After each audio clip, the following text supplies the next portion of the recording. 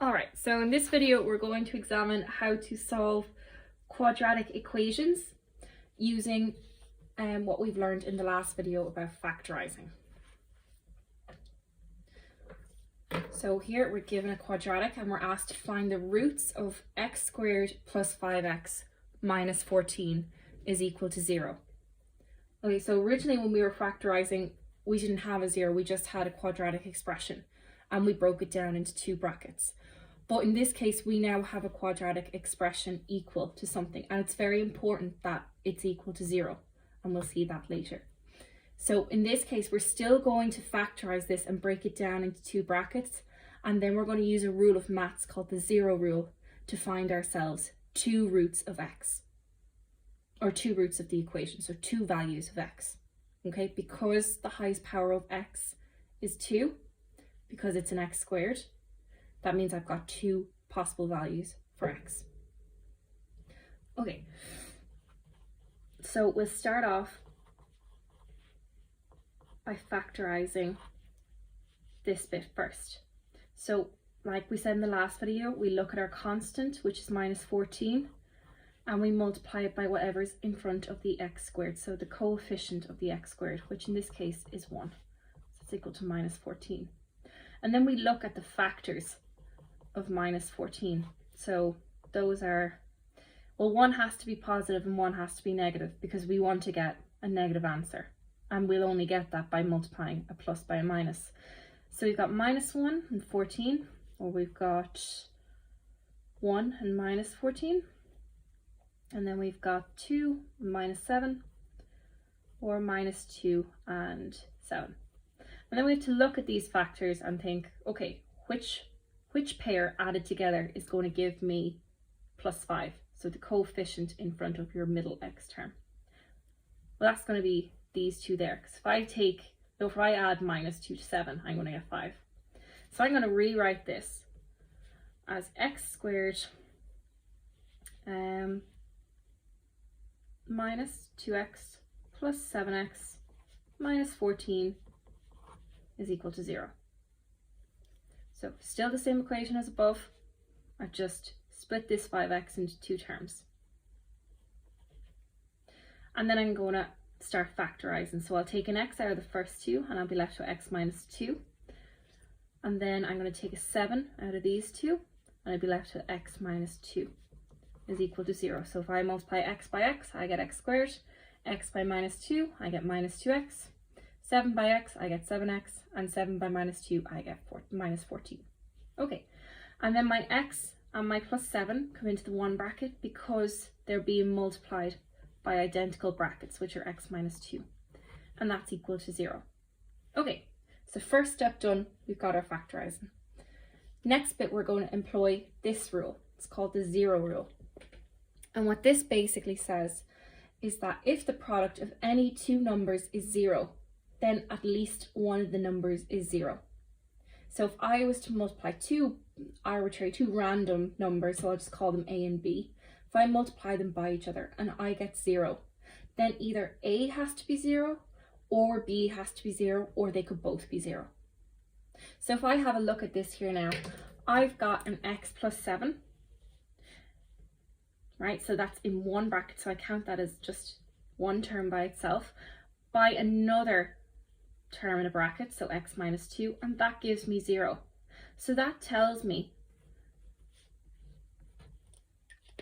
that either x plus 7 is 0 or x minus 2 is equal to 0. Okay, so in order for this to be equal to 0, then either this bracket has to go to 0 or this bracket has to go to 0. So we're going to employ our balancing method, which is one of the very first videos we did. So if I take away 7 from both sides here,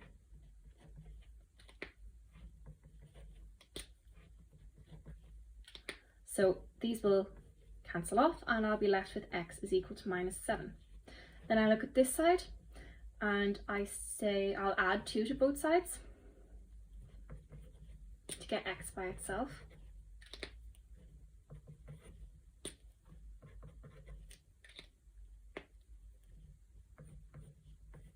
and I get x is equal to 2.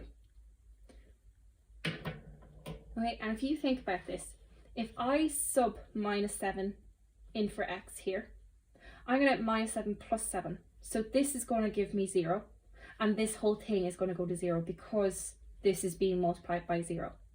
Likewise, if I shove in 2 wherever there's an x, okay, this will be 2 plus 7, which will give me 9. But if I put a 2 in here, this is going to be 2 minus 2, which will give me 0. So 0 times 9 is going to give me 0. So it'll all work out. Okay, and those are how you find your 2 roots of your equation.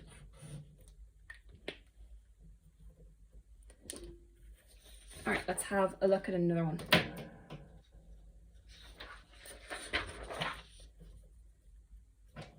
So in this case, we have 10x squared plus 11x minus 6 is equal to 0. I'm going to do my I'm going to start with my factorising. So I multiply my constant, which is minus 6, by the coefficient of x squared, which is 10. That gives me minus 60. Then I have to list those factors. So again, I want it to be positive and want it to be negative. So I've got, let's see, oh gosh, minus 1 and 60. 1 minus 60. I've got 2 minus 15, or minus 2 and 15. I've got 3 or minus 3 and 20, or 3 and minus 20. Or I've got minus 4 and 15, or 4 and minus 15. Okay, and we could keep going on, but I've spotted here that these two will add to give me 11x. So I'm going to use these pair of factors. So I'll rewrite this and I'll split up my middle term, and I'll get minus 15x, or sorry, plus 15x minus 4x minus 6 is equal to 0. Okay, and then I'm going to start factorising. So I can take a 5x out of here, and I'll be left with 2x plus 3. And then I can take a minus 2 out of here, and I'll be left with 2x plus 3 equals 0. And then I've got my identical brackets, so I'll bring my 5x and my minus 2 into the one set of brackets. Okay, and now I'm going to employ my 0 rule. So I have 5x minus 2 all to be multiplied by 2x plus 3. And that's all equal to 0. So that tells me that either 5x minus 2 is equal to 0, or 2x plus 3 is equal to 0. So what I'll do is I'll start rearranging. I'll start getting x by itself for each of these. So I'll add 2 to both sides here.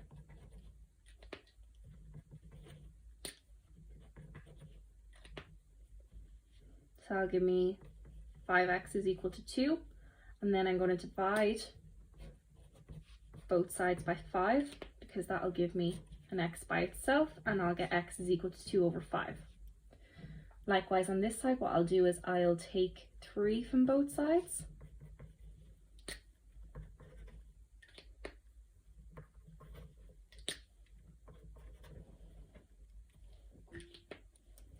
And that'll leave me with 2x is equal to minus 3. And then I'll divide both sides by 2, because that will get me x by itself. And I get x is equal to minus 3 over 2.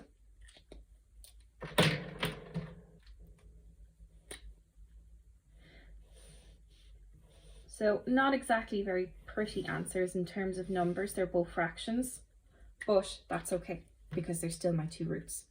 And if you were to sub these back into this original equation and multiply it all out, you get 0. And that's when you know your roots are correct. Okay, let's try one more. And this example is important because you'll notice that in this case it's not equal to 0. So they've given you x squared plus 4x is equal to minus 3. So before you start factorising anything, what we need to do is we need to make this equal to 0. Because if we don't do that, we cannot employ our 0 rule later on and we won't get 2 roots. So what we'll do here is we'll add 3 to both sides of the equation. And the reason we'll do that is I'll have a -3 and a +3 on this side. So that's going to go to 0, just like I want. And now I can start factorising. So again, we've got our constant, which is 3, times our coefficient in front of x squared, which is just 1. So that's 3. Factors of 3, well, 3 is a prime number, so that's just 3 and 1, or -1 and -3. Okay, 3 and 1 will add to give me 4, so I'm going to rewrite this. Splitting up my middle term as usual, and then I'm going to start factorising. So I'll have x plus 1, plus 3, x plus 1. If you're still having trouble with this factorising bit, factorising quadratics, have a look at the previous video. It goes into it in more detail. So then I have 2 identical brackets, so I'll bring x plus 3 into one bracket and x plus 1 into the other. And then I'll use my 0 rule again. So this will tell me, because I have x plus 3 all times x plus 1, that means either x plus 3 is equal to 0 or x plus 1 can be equal to 0. So again, I'm going to get my x by itself. So I'll take 3 from both sides here. And that leaves me with x is equal to -3. And then likewise on this side, what I'll do is I'll take 1 from both sides.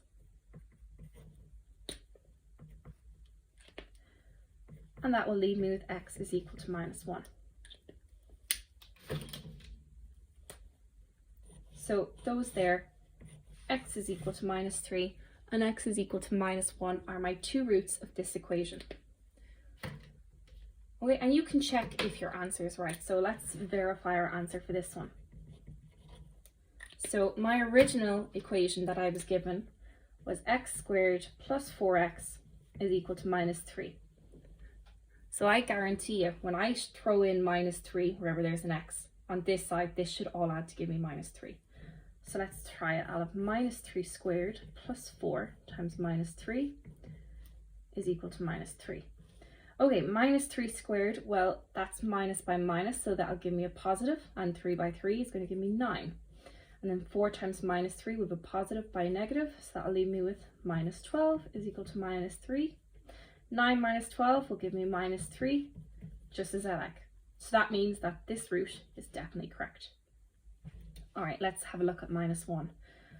So again, original equation was x squared plus 4x equal to -3, and I'm going to verify this. So I'll throw -1 wherever I see an x value. -1 squared, again, 1 by 1 is 1, minus by minus, going to give me a positive. So that's just 1. Plus 4 times -1 is going to be -4.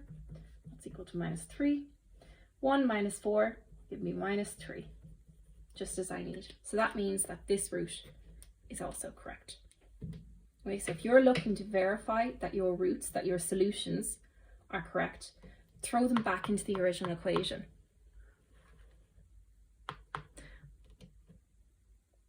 And if you're having trouble with the squares and the minuses, don't be afraid to throw it into your calculator, but just always be careful. If you are going to square a number in your calculator, put brackets around it, because if you don't, it sometimes turns out a minus to you.